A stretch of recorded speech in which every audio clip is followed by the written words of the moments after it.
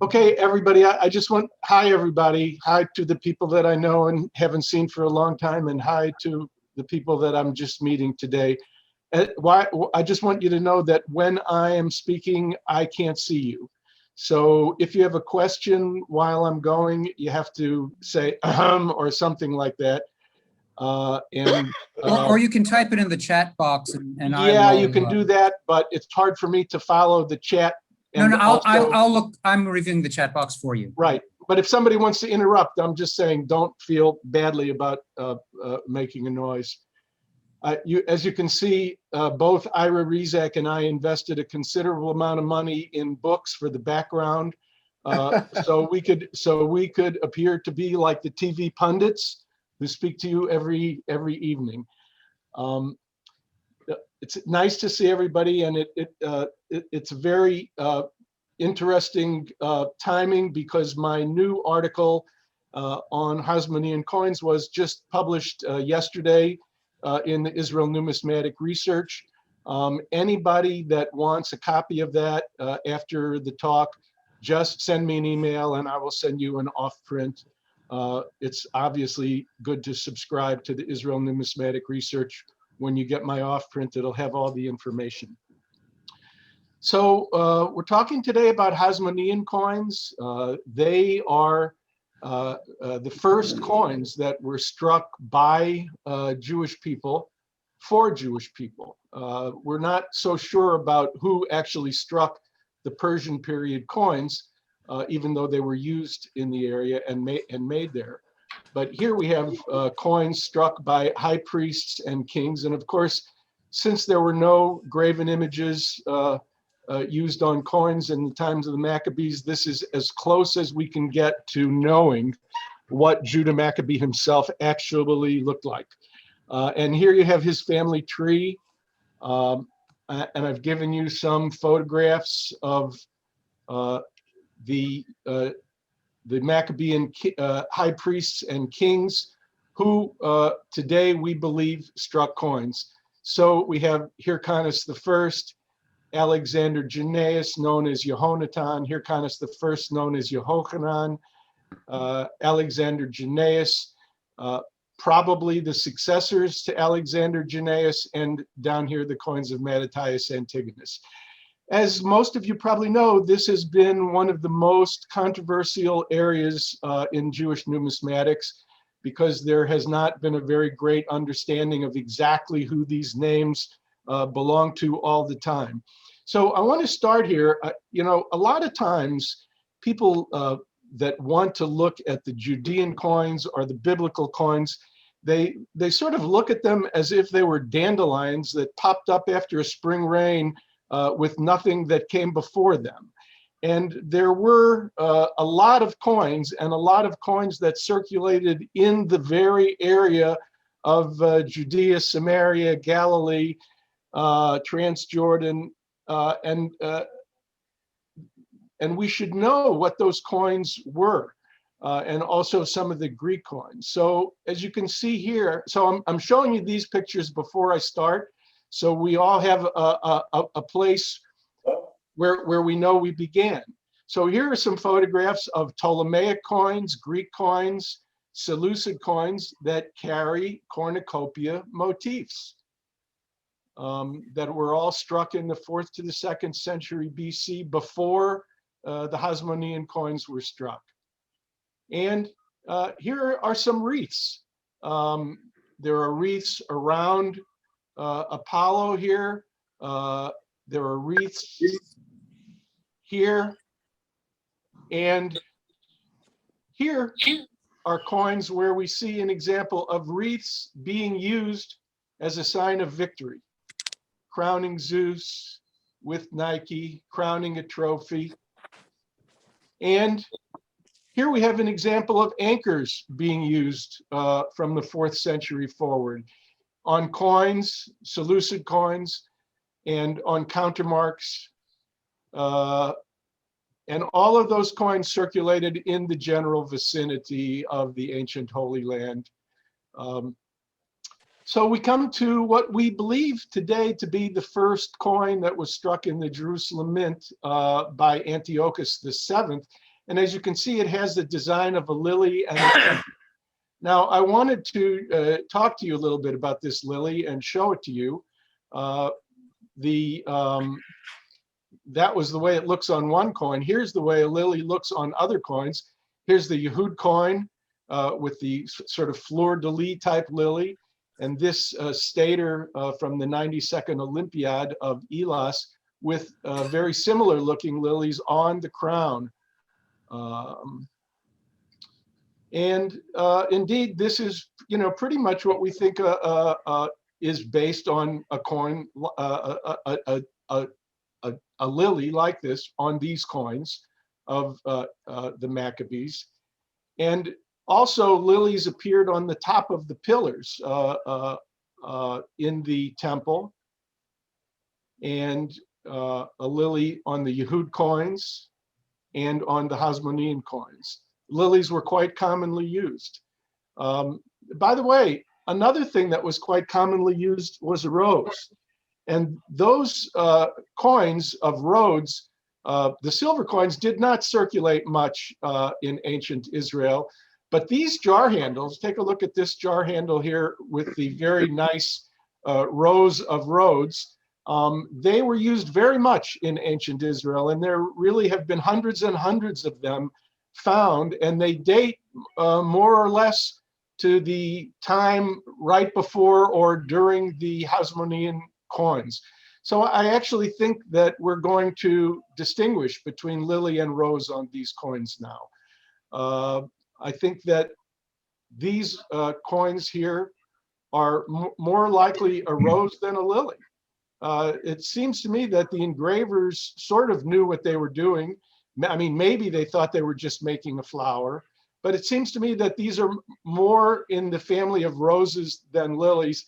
And that's the way I'm describing them going forward. I also have an article coming out in the next issue, I think, of Near Eastern Archaeology that I wrote with David Jacobson, who just won the Shekel Prize on the discussion of this rose and lily.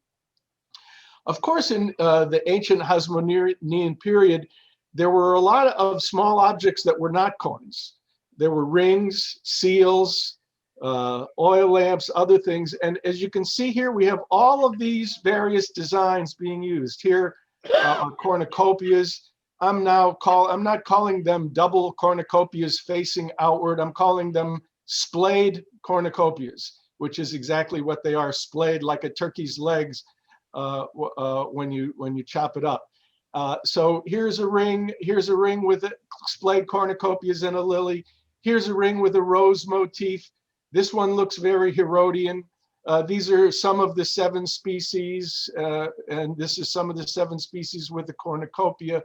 All different symbols used on objects of daily use at the time.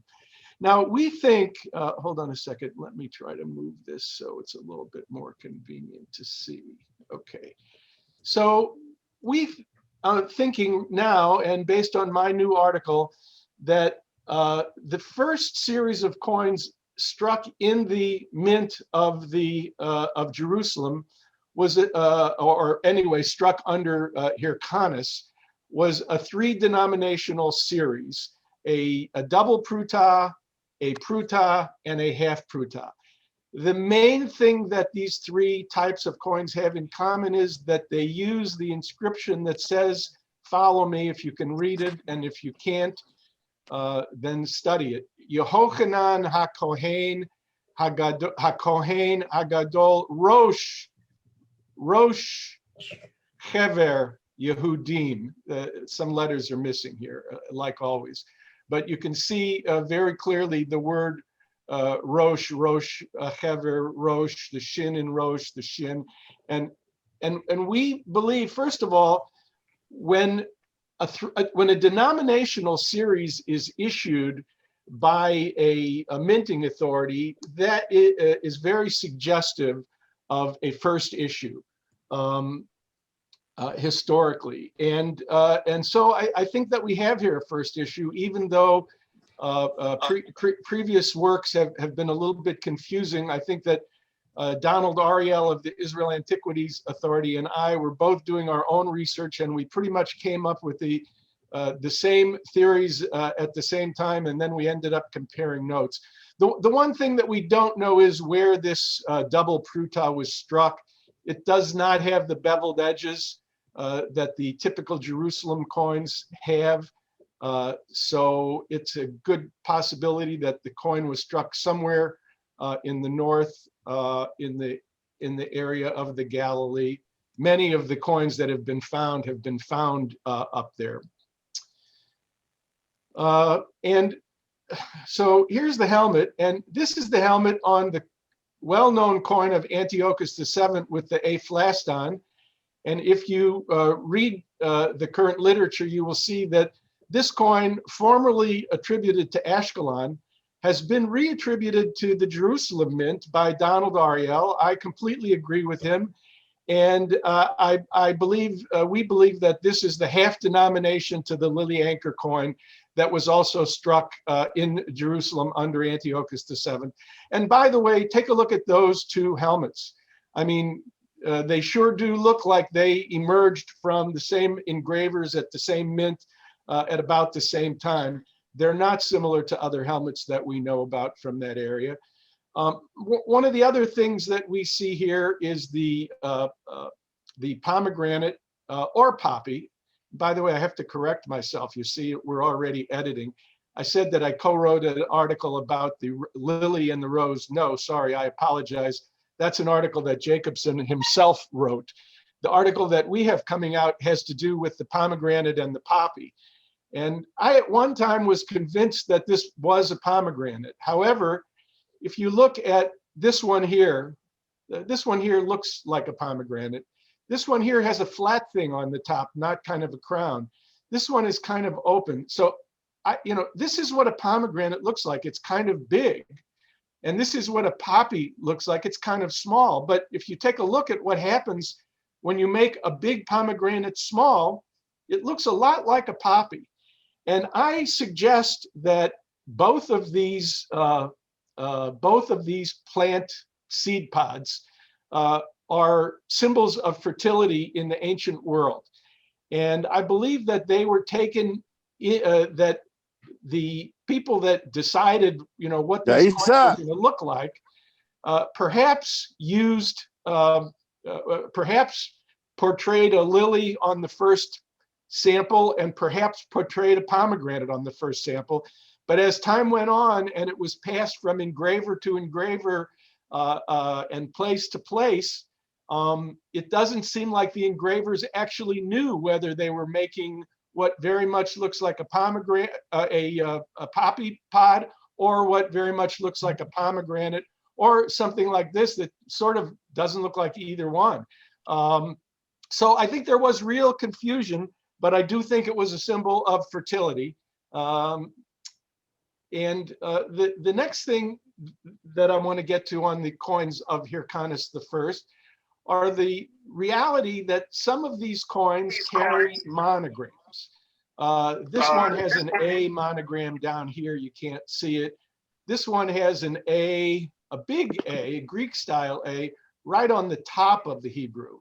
And I'm going to suggest that this A right here is not the same as this monogram right here, or this monogram right here, or even this monogram right here, or this monogram here.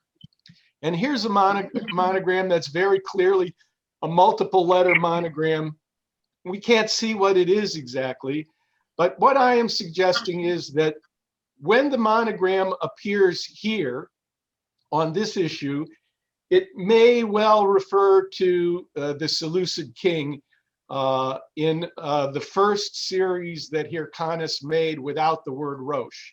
It may be that he started his coinage using the word Rosh, which means the head of the community of the Jews. It was kind of like a king-like designation, and it was something in addition to his high priestly title.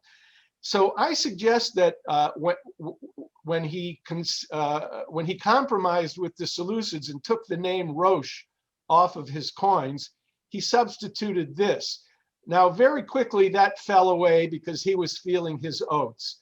These monograms here, if you compare them to similar monograms on Seleucid coins, they almost certainly refer to an engraver, a workshop, a workstation, or something like that. And there's not just one or two monograms. There's pi, all lambda, all kinds of combinations, delta. So I think that those monograms are something else. And they also do not appear on all of the coins.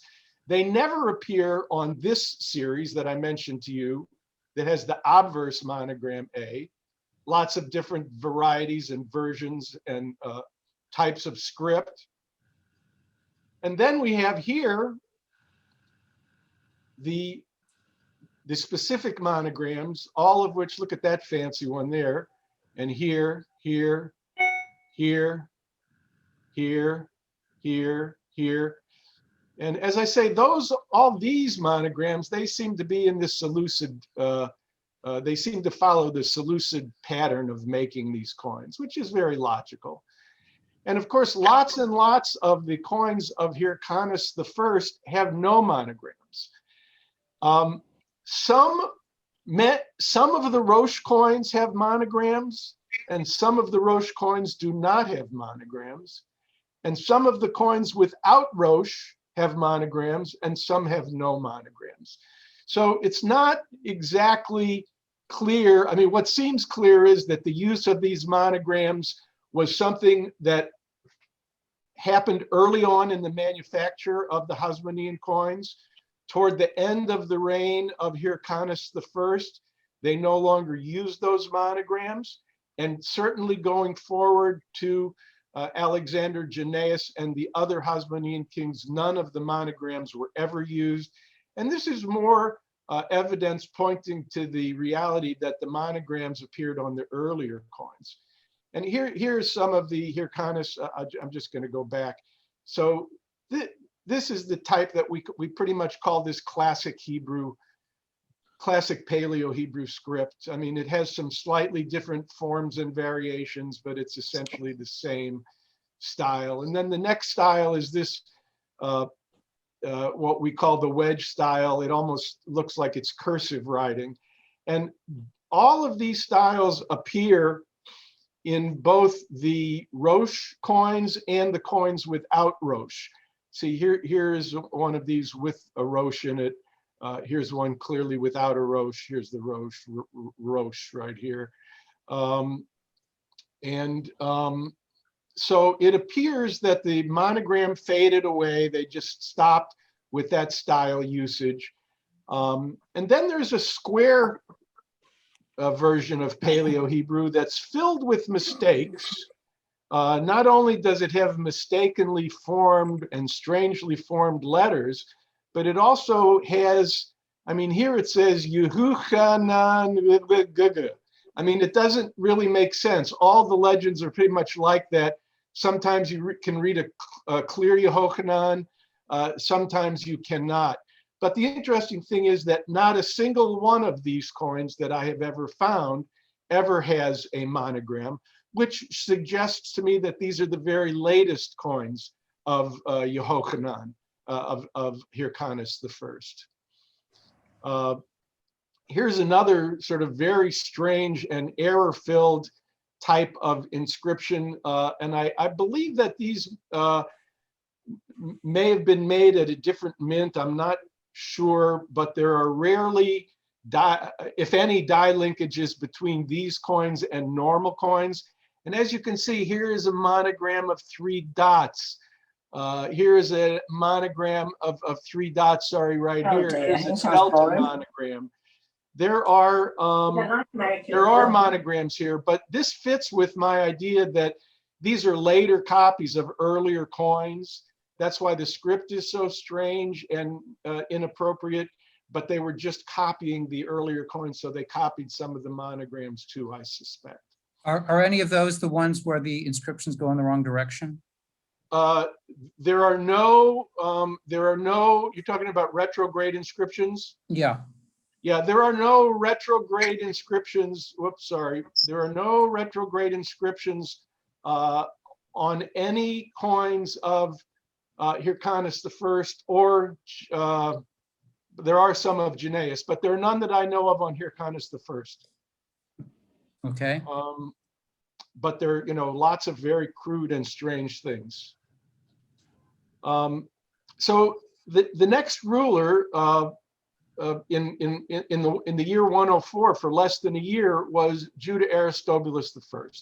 For many years, there were a lot of people who suggested, and people still do suggest, that this is a coin of Judah Aristobulus II. That's neither credible nor possible, because these are high style coins, not fitting to go with the very crudely styled coins that are struck late in the 1st century. And the other thing, which I discovered and published a number of years ago in the Israel Numismatic Journal, is that on the Hyrcanus coins, there are 2 styles. There is this style that is very much like the wedge style with straight up and down letters. And then there is this square style of lettering. Well, it's very interesting, because if we want to look at the internal chronology, we can look at this coin of Hyrcanus I, which is a very similar letter style. And you could say, look at the Vav He, almost exactly the same kinds of letters. And then you have this square letter style, that these are coins of Jehonatan, of Alexander Janaeus. And they are almost the identical style of these. The cornucopias are also similar shape here and similar shape here, which suggests that the chronology was that the die maker group that made this style of letters also made this style of letters, and they were the first coins of Aristobulus II. And then another group of die cutters came and made this style of letters, and after Aristobulus was finished, these guys were out of business, and these guys were among the die cutters that continued and made the coins with the name of Jehonatan after Aristobulus. And this is now quite well accepted, and there's a scholar named Chaim Shaham who has an article in the new Israel Numismatic Research matching dies, which supports this theory, and his entire MA dissertation does the same. These are some of the coins of Judah Aristobulus. I show them to you to point out not only the different letter styles up here, or the sort of cursive letter styles, and down here are all the box letter styles, but never ever have I seen a monogram on a coin with the name of Yehuda, of any kind of monogram, not even a maybe monogram. So that suggests that at this point there were already no monograms. And by the way, as we go, if you pay attention to the splayed cornucopias here, you'll see that even though here we have 3 different die coins of the same general typeface, but look at the style of those splayed cornucopias, sort of squat and fat and spread out, as opposed to these, which are sort of longer and more elegant. And again, this is more the style of Hyrcanus the first coins, and these are going to be, you'll see, more or less the style of Janaeus coins. And indeed, here we have some of the Janaeus coins with 4 letters. Did you like that origami? It took me hours to figure out how to do it. So here are coins with the name Jehonatan, very clear. And these are often mistaken for Yehuda coins because the letters are the same shapes, but not any one of the Yehuda coins has this letter right here, which looks like an X, but it's a T, and it's in the name Jehonatan. It doesn't occur in the name Yehuda. That's this easy way. See, here is a Yehuda coin, Yehuda, where this one has the ton. This one says Yehonatan ha. This says Yehuda ha. And it's very much the same style. The cornucopias are very much the same style. On the Janaeus coins, the cornucopias get a little more opened up a little bit later. So on Janaeus's early coins, his name is spelled, as I said, Yehonatan. Now this is another style, what we call the more or less the classic Paleo-Hebrew. Very clear, Yehonatan, Yehonatan. So that's his name. We know it's his name because it appears on coins with Greek translations, which I'm going to show you in a second. But here's yet another style. I call this one the cursive style. It's not really cursive, but the letters, when compared to the other ones, look kind of cursive. Some people think it can't be read, but as you can see from these examples, it's really very, very clear. And the other thing I'd like to call to your attention, strangely, is none of these coins, I believe, come from the same dies, but look at the shape of the cornucopias on these cursive style inscriptions. You see that? Different from everything else I've shown you. And the symbols here, I mean, I don't even know what that is with those three things sticking up out of it. It could be a pomegranate, but it's, you know, it's just somebody's idea of design at a certain point. Now, here's what I call the wild inscriptions of Janaeus. They may well be irregular coins. It's a very large series. They rarely overlap in die linkage with other coins. You know, we don't know all that much about the die linkage of the Hasmonean coins. And that's because there are so many of them, and in general, they're in such poor condition that there have been very few die studies. I just call your attention, I just noticed this, but this coin here and this coin here happen to have the same cornucopia die, and even the same die break right here. There's a little die break right there. But as you can see, the obverse inscriptions are different. But these obverse inscriptions never pair with a non-strange looking, they never pair with the normal looking double cornucopias. They're always connected with these funny looking double cornucopias. By the way, I want you to be paying attention to this because there's a test at the end.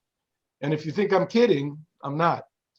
Now, there are another group of coins that are attributed to Janaeus, because very often we can see a letter or two that suggest it is the name Janaeus, but this is almost complete nonsense.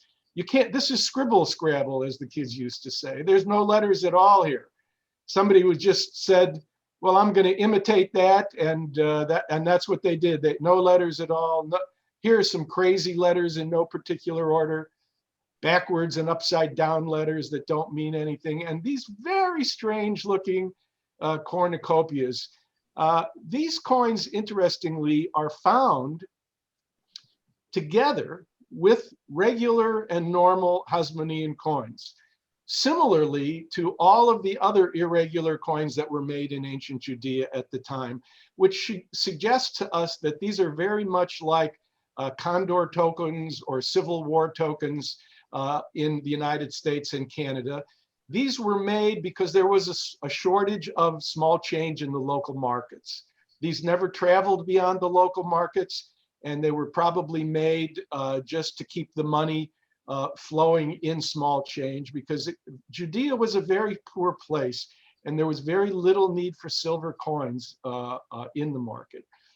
Here's the famous Janaeus Royal series with the anchor and the diadem, and those people who have never really observed that this is a diadem before, have a look here. The ties of the diadem are showing on many of these examples. It's a very clear diadem. There are a number of different sort of ways that this is portrayed. Here's usually a smaller, lighter coin, but the anchor is the same. It says King Alexander, of King Alexander in Greek, in the genitive. And by the way, there are some examples of this coin that appear not to have the Paleo-Hebrew in between the rays. I'm not sure that that's real, or whether the dies became filled with grease. I'm suspecting that some dies were made without the inscriptions. This was very fine work. And this says here, Yehonatan HaKohen. Jonathan the king. And on this side, it says King Alexander. So we know that Alexander was Jehonatan. By the way, that's the very reason that my youngest son, Alexander, has the Hebrew name of Jehonatan. Now, there's a very big, I'm going to go back again. I want you to pay attention to what this normal series, even though some of the coins are a little bit strange, but take a careful look at what these look like. They're pretty well put together coins. Now, here is a series, a massive series of coins of the same design. And look at the crazy, crazy inscriptions and terrible die making and striking and a tiny little diadem that looks like a wheel. Look at this crazy anchor. It seemed some people used to think this was an anchor ring. I just think it's an omicron that, or a letter that maybe got put in the wrong place. These are absolutely imitations of Hebrew letters. In my mind, these are absolutely irregular coins not struck at the principal mint. And I'm suggesting multiple mints for these coins in ancient Israel. After all, Donald Ariel proved that the chalkstone casting molds for Pruta coins have been found in a half a dozen places in Judea and Samaria. And those are worthless things unless you happen to be using them in a mint to make coin blanks. So these were made throughout the area in markets where they needed small change. And like the Condor tokens and the Civil War tokens, they were widely accepted. We had this very strange situation where Alexander Jannaeus, or at least a coin with the name of Yonatan, and the two displayed cornucopias with the poppy or pomegranate, and the name Yonatan, not Jehonatan, overstrikes these coins. Now, the theory is that here around the rows, it says Jehonatan HaMelech, King Jonathan. We know that the Pharisees didn't love for their high priest to be called king. And we also know that he called himself Basileus Alexander, King Alexander, and King Yonatan on the same coin in Greek and Hebrew. And apparently this did not go over well. Now, today, if you look in the marketplace, this lily anchor coin is quite scarce. But in fact, it was one of the most common coins that he struck. However, the vast majority, I would say 90+% of them, were overstruck. I believe that they were overstruck late in the reign as a compromise with the Pharisees, because what these coins did was they replaced the name Jehonatan with Yonatan. Now, we know from other reasons that that was probably the same king. We have manuscripts that refer to him in both ways. But also, when you rewrite the name in Hebrew in this way, you remove the letters that represent the name of God, Yeho. So it may have been trying to be humble. The other thing that this coin does is it stamps out a coin that used the inscription and title king in both Hebrew and Greek, and replaces it with a coin that has the title only high priest and the community of the Jews. So, David, yes. We have a question as to whether or not any analysis has been done on the metal content of these various pieces, if there's a difference between the irregular and the regular, or over time. Yeah, there is. I have an article, you can find it. I did it with a group of scientists from Colorado College, and actually there are a number of them, but the irregular bronze definitely, by the way, so the coins that we're looking at right now are not irregular, so we're not talking about that. But the very irregular prutas, ranging from the Hasmoneans up to the Jewish War, yes, definitely have different bronze content. It has to be looked at not coin by coin, but in the big picture. And if you take a look at academia.edu, look up my name, and you can find some things. And there's also a difference in the weight, in the metrology of the irregulars. And you can also find a number of articles of mine about the irregular coins in the journals. They're all available for free at academia.edu. All right, thank you. So, yep. So this is a very interesting kind of a thing, and you see how beautifully these are overstruck. Here's the anchor. Here's the anchor. Here is the rose right here that's overstruck, and a little bit of the anchor. Now this is another piece of research that I did a few years ago. There was controversy really about what was the date of the overstrikes. And I accidentally discovered something, which was one of the anchor star prutas overstruck on an overstrike. So it's a coin that was struck 3 times. How do I know that? Because the only coins of Janaeus that spell his name Yantan are the overstrikes that I just showed you, looking like this. Okay. Otherwise, it would say Yehonatan, but it says Yantan right here, very clear. This is the actual coin, and this is my artwork on top of it showing you the inscription.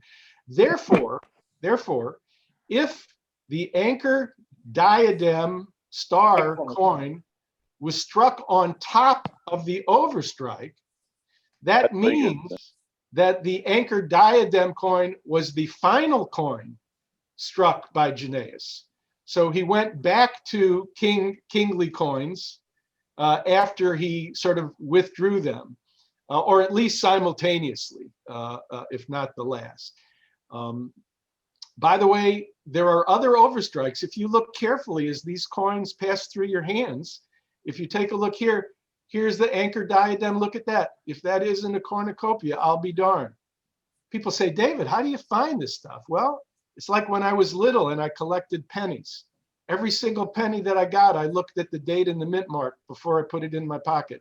That's the way I do it with Prutot today. Everyone gets looked at carefully. Look, here's another one with a very clear cornucopia right here. And I've seen more. So do you know what the timing is of the say it again? Do you know what the timing is for the overstrikes versus the root coinage? I think that the overstrikes are late, near the end of his reign, possibly contemporaneously with the anchor star diadem coin. Yeah, I turned a little bit. Sorry? Okay. Give me your bread. I just want to show you here here. the evolution of the pruta, of Janaeus's pruta. And you'll find these numbers in my article on metrology in the Journal of American Numismatics, the American Numismatic Journal, AJN, American Journal of Numismatics. The average coin of this type weighs 1.7 grams. But if we take a look at the dated coins of Janaeus, dated LKE, or year 25 in Aramaic, or LKE in Greek, struck near the end of Janaeus's reign, 8079. These are averaging only 1.2 grams. And down here, when you get to the very small imitations, these are the coins that are generally called widow's mites, and our scholarship and our metrology and our metallurgy studies suggest that these coins were struck after the reign of Janaeus, during the reign of either Hyrcanus II or Aristobulus II, as imitations of these. But I do believe that these are all the same denomination. It was a devaluation of these coins from this time, about 80 BC, up till this time, around 30 or 40 BC. And it makes sense, because what happened during the successors of Janaeus, that's when Pompey came into Jerusalem, when the dynasty was falling apart, when there was a civil war between Aristobulus II and Hyrcanus II. So I believe that this represents the devalued pruta. I can't imagine that this was half of this or half of this. because even though these are average rates, as if you look in my article about metrology, you will see, well, you'll see this, which shows that while those are the average, look at the range from 0.64 to 3.85, from 0.61 to 1.79. And in the case of the smallest coins, from 1.70. That means the smallest and the largest have significant numbers of coins that overlap. Now put yourself in the position of somebody who's in the market trying to do business. And what they find out is that you can't really tell the difference. It has an anchor on one side and a star on the other side. So it must be a pruta. And yes, there were big ones and there were small ones. And yes, there were lots of negotiations in the Middle East, even then, just like there are today. So it seems to me really very clear. And by the way, look at the variations of these. This is the dated type, and then these are the rather smaller coins of the small prutote struck approximately between 80 and 40 BCE. And I mean, look at all the different variations. And incidentally, look, you can probably, some of these dies, I have done some die matching here, but the problem is when you match one side, the other side is off center and you can't match that. So it's a difficult problem. Of course, the last of the Maccabean kings was Mattathias Antigonus. He came back with his coinage in a big way. He issued, for the first time, a much larger denomination, 8 prutas. Again, he stuck with the similar motif, the splayed cornucopias in the Paleo-Hebrew, called himself Mattathiah HaKohen HaGadol, the same. And on this side, King Antigonus. And now this is the first real Hasmonean coin that comes with a retrograde inscription, as you asked about earlier. Again, we're not sure why it has a retrograde inscription. There are a number of interesting theories. This is a 1 pruta, 4 pruta, 8 pruta. And of course, Antigonus became king, declared himself king of the Jews, of the Hasmonean king of the Jews in 40 BC. But something else happened in 40 BC. The Roman triumvirate declared Herod as king of the Jews in 40 BC. And so Antigonus went to war with Herod. In order to go to war with Herod, he decided he needs something more than the same old coins. So he went to the iconic images of Jews at the time. And I do want you to know that these are all later, because there are very few earlier depictions of menorahs besides the coins and 1 or 2 tomb paintings. So these are all later menorahs. And by the way, unlike some that you see on the market, these are all genuine. And except for the oil lamp, these are all now in my collection at the Israel Museum. I've donated it all to the Israel Museum.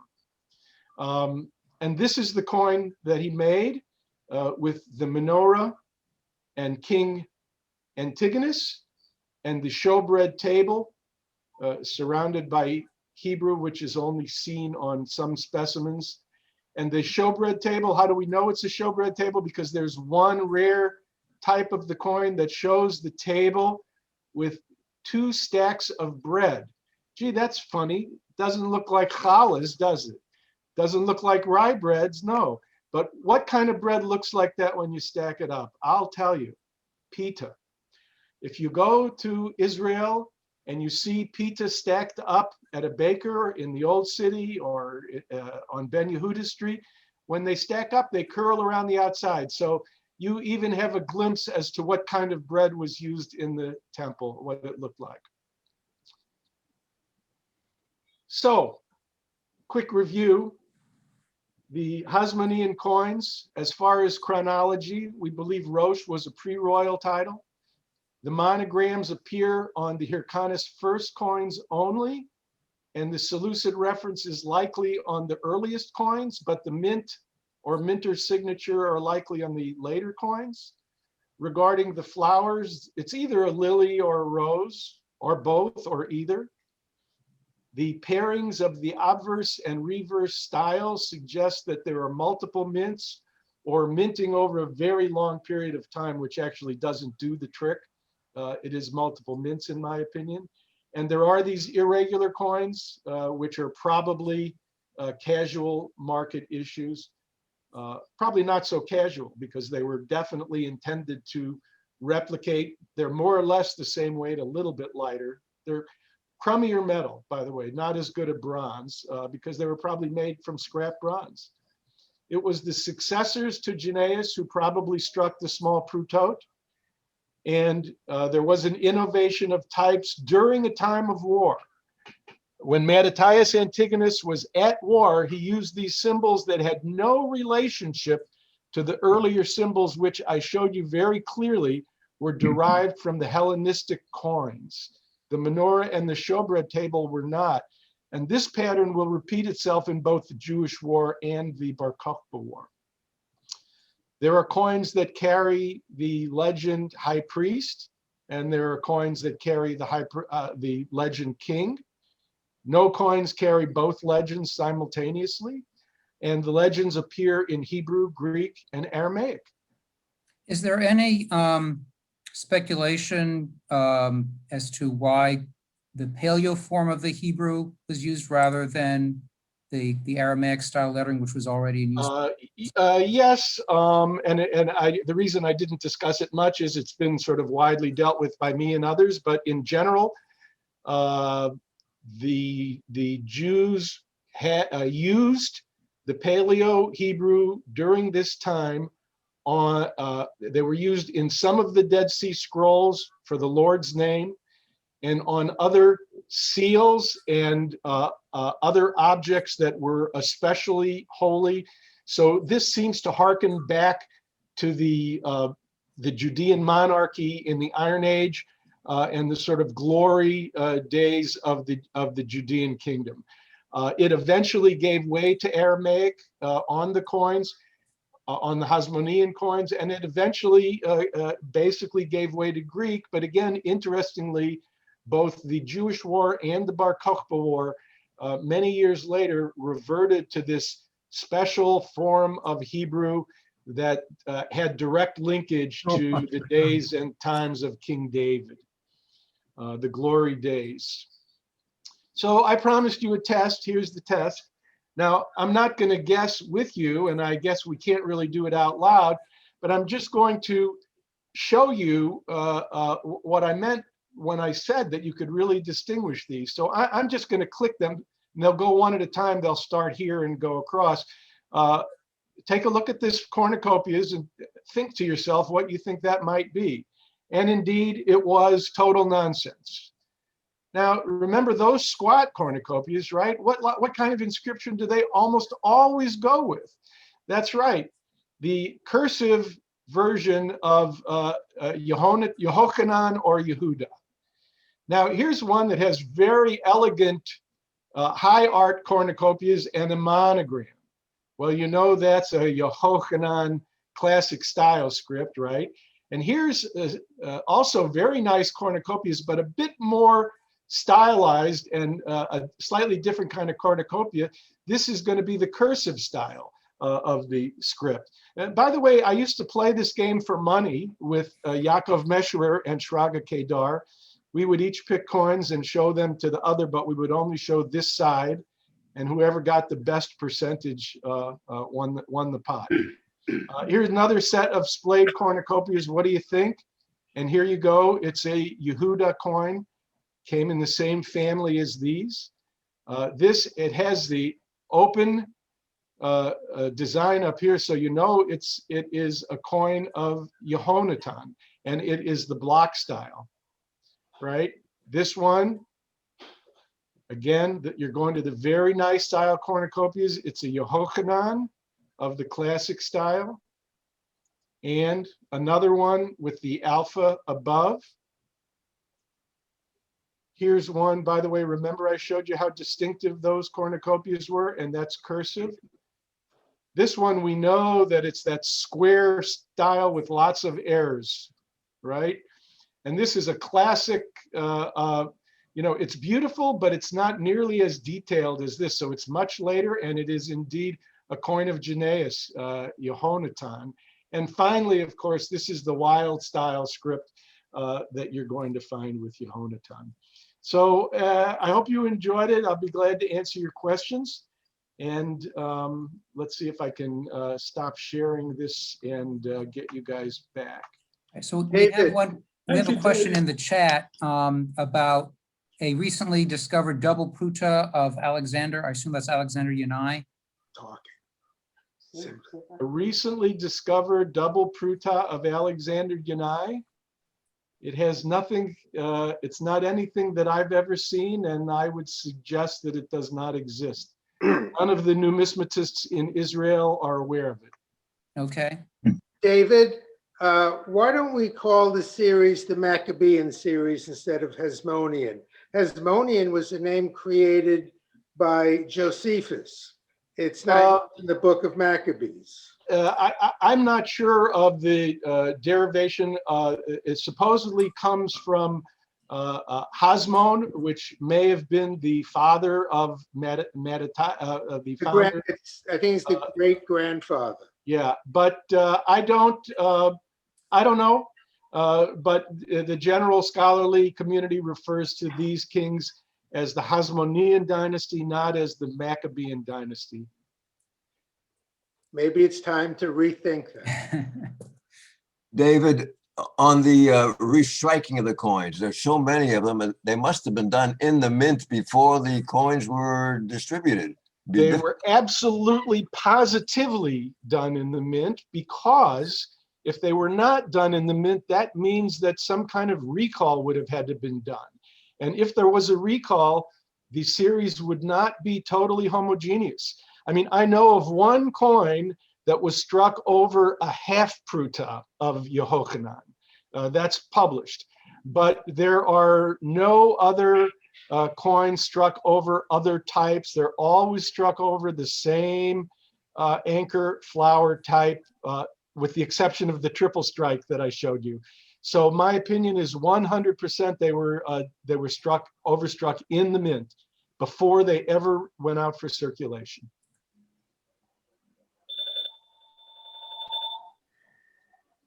All right, any more questions? Okay, so if anybody wants the paper on Hasmonean coins, my email is dhendin, DHENDIN @gmail.com. Send me an email and I will send you the off print. That off print won't appear at Academia for another year, but all of my other off prints are available at Academia at no cost. It's a really great resource. Most of the other well-published numismatists in this field also have their work listed in Academia, so don't have anxiety if you don't have a particular issue of a journal. That said, however, let me encourage everybody to please join the ANS and get their journal, join the Israel Numismatic Society and get their journal. You're mostly already members of AINA, but if you're not, be a member of AINA. The coin organizations really try to disseminate information at no gain for anybody who's involved, other than the satisfaction of getting the stuff out there. Thank you.